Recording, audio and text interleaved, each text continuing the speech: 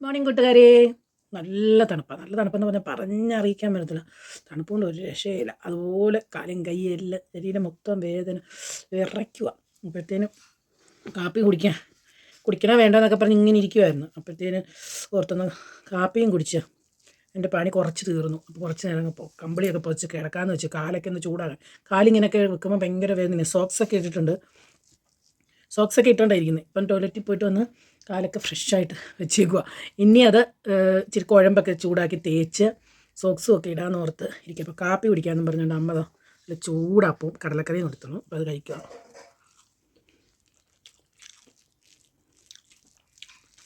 സൂപ്പറാ ചൂടപ്പാണ്.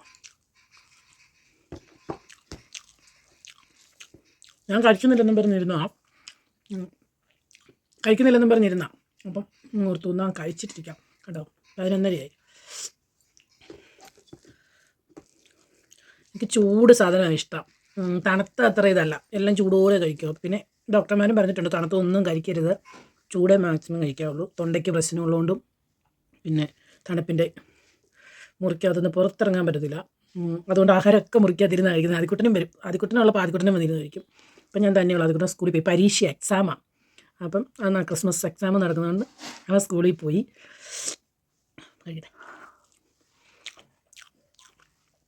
കഴിച്ചുകൊണ്ടിരുന്നപ്പോൾ നിങ്ങളോട് ഇച്ചിരി നേരം സംസാരിക്കാൻ നോക്കും. എല്ലായിടത്തും തണുപ്പാന്ന് തോന്നുന്നു അല്ലേ? എവിടെയൊക്കെ തണുപ്പുണ്ടെന്ന് പറയണേ. നിങ്ങൾ ഏതൊക്കെ നാട്ടിലാണ് എനിക്ക് കമൻ്റ് ഇടാവോ? എന്താണ് കമൻറ്റും ലൈക്കൊക്കെ ചെയ്ത് പോലെ മടി? ഞാൻ നിങ്ങളോട് വേറെ ഒന്നല്ലല്ലോ ചോദിക്കുന്നത്. ഒരു കമൻറ്റ്, ഒരു ലൈക്ക്, ഒരു ഷെയർ, ഇതൊക്കെയുള്ളൂ. പിന്നെ ഫോളോ ചെയ്യാത്തവർ ഒരു ഫോളോ. നിങ്ങളുടെ ഈ സപ്പോർട്ടാണ് എൻ്റെ വിജയം. പിന്നെ എനിക്ക് പറയാനുള്ളത്, ഇലക്ഷനൊക്കെ കഴിഞ്ഞു, പുതിയ മെമ്പർമാരൊക്കെ വന്നിട്ടുണ്ട്. പുതിയ മെമ്പർമാരോട് പറയാനുള്ളത്, എനിക്ക് നമ്മൾ ഓരോ വാർഡിലെയും ഞങ്ങളെപ്പോലുള്ളവരെ കണ്ടുപിടിക്കുക. അതേപോലെ കിടപ്പ് രോഗികൾ, ഇങ്ങനെ സുഖമില്ലാതിരിക്കുന്ന ഒരുപാട് അസുഖങ്ങളുള്ള രോഗികളുള്ള വീടുകൾ കണ്ടുപിടിച്ച് അവർക്ക് അർഹതപ്പെട്ടത് നേടിക്കൊടുക്കുക. അതെന്നാന്ന് വെച്ചാൽ ഞങ്ങളെപ്പോലുള്ളവരുടെ അവസ്ഥയെന്ന് പറയുന്നത് ഞങ്ങൾക്ക് മാത്രമേ അറിയത്തുള്ളൂ. അപ്പോൾ മുന്നോട്ട് വന്ന് പറയാനും ഞങ്ങളെക്കൊണ്ടേ പറ്റുള്ളൂ.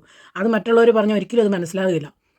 അതേപോലെ ഭിന്നശേഷിക്കാർ, വിധവകൾ, സുഖമില്ലാതെ വീട്ടിൽ ഇരിക്കുന്നവർ, പല അസുഖങ്ങളുള്ളവർ, വീട്ടിന് പുറത്തിറങ്ങാതിരിക്കുന്നവർ, അവരെയൊക്കെ ഒരു മാസമോ അല്ലെങ്കിൽ 2 മാസമോ കൂടുമ്പോൾ ഒന്ന് പോയി കാണുക.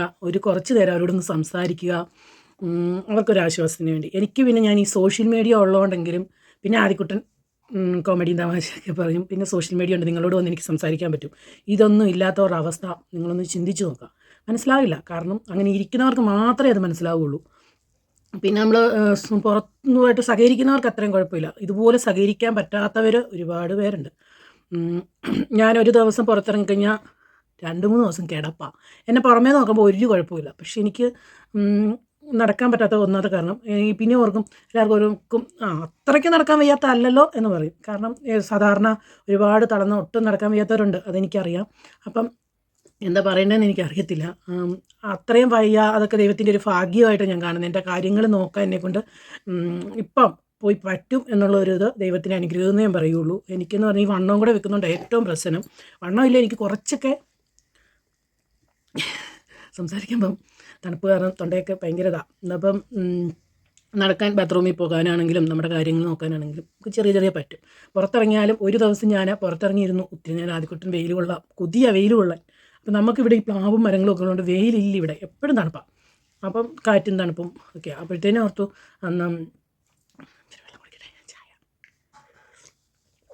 ഒത്തിരി നീണ്ടു പോകുന്നില്ല, ബാക്കി കുറച്ച് ഞാൻ പറയാം. അപ്പം തണുപ്പൊക്കെ ആയതുകൊണ്ട് സഹിക്കാൻ പറ്റത്തില്ല. അതേപോലെ ഇതാണ് എനിക്ക് മെമ്പർമാരോട് പറയാനുള്ളത്. അർഹതപ്പെട്ടവരെ കണ്ടെത്തുക, അർഹതപ്പെട്ടവർക്ക് അർഹതപ്പെട്ടത് വാങ്ങിക്കൊടുക്കുക. അല്ലാതെ നിങ്ങളുള്ളവരെയും നിങ്ങളുടെ പാർട്ടിക്കാരെ, ഏത് പാർട്ടിയാണെങ്കിലും ആ പാർട്ടിക്കാരെ മാത്രം നോക്കാതെ മറ്റുള്ള അർഹതപ്പെട്ടത് ആരാണോ അവർക്ക് നോക്കി അർഹതപ്പെട്ടത് വാങ്ങിക്കൊടുക്കാൻ മെമ്പർമാരും പരമാവധി ശ്രമിക്കുക. അവർക്ക് മാസത്തിൽ 1, 2, 3 മാസം കൂടുമ്പം ഒന്ന് അവരുടെ വീട്ടിൽ പോവുക. ഒരു 5 മിനിറ്റ് അല്ലെങ്കിൽ 10 മിനിറ്റ് നിങ്ങൾ ഒന്ന് സമയം കണ്ടെത്തി അവരോട് സംസാരിക്കാൻ ശ്രമിക്കുക. അവരുടെ വിഷമങ്ങളും സങ്കടങ്ങളും ഒക്കെ നിങ്ങളോട് ഇപ്പം വീട്ടിൽ പറയാത്ത പല കാര്യങ്ങളും നിങ്ങളോട് പറഞ്ഞു ഞാൻ കാണും. അതേപോലെ ആശാ വർക്കർമാരോടും പറയാനുണ്ട്. അവരാണെങ്കിലും ചെല്ലുക, അവർക്ക് എന്തെങ്കിലും ഒരു സഹായം ചെയ്തു കൊടുക്കാൻ പറ്റുന്നത് ചെയ്തു കൊടുക്കുക. അത് മെമ്പർമാർ ഒരിതായിട്ട് നിന്ന് ചെയ്തു കൊടുക്കണം. അതെ, എൻ്റെ വാർഡിലെ മെമ്പറോട് മാത്രമല്ല എല്ലാ മെമ്പർമാരോടുമാണ് ഞാൻ പറയുന്നത്. നമുക്ക് എന്താ പറയണേ, അപ്പോൾ ചെയ്യും എന്ന് വിശ്വസിക്കുന്നു. ഇത്രേ ഇപ്പം പറയുന്നുള്ളൂ, ബാക്കി ഞാൻ കുറച്ച് പറയാം. ഓക്കെ, കഴിക്കട്ടെ കേട്ടോ. അപ്പം എല്ലാവരും പിന്നെ ഷെയർ ചെയ്യാനും ലൈക്ക് ചെയ്യാനും കമൻറ്റ് ചെയ്യാനും മറക്കരുതേ.